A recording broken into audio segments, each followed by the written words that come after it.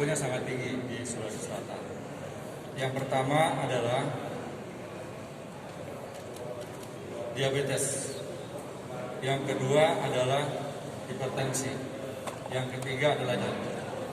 Nah, dengan data ini diharapkan warga Sulawesi Selatan yang menderita penyakit diabetes, hipertensi, dan juga jantung untuk betul-betul menjaga diri, untuk tidak banyak melakukan aktivitas, bertemu dengan banyak orang.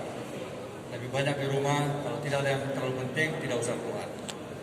Kemudian selalu mengontrol tangan, karena salah satu penularan yang paling besar sumbernya adalah tangan. Walaupun kita sering cuci tangan, tetapi kita tidak sadar sewaktu-waktu menyentuh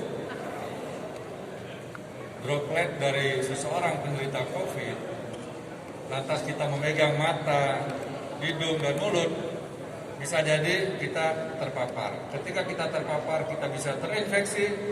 Ketika kita terinfeksi, kita bisa jadi mungkin imunitasnya tidak bagus, kita jadi sakit.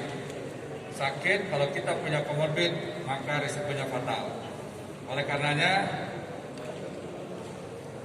mengingatkan kita semua untuk memperhatikan protokol kesehatan. Jadi kunci agar kita selamat, yang pertama disiplin, yang kedua disiplin, dan yang ketiga disiplin terhadap protokol kesehatan.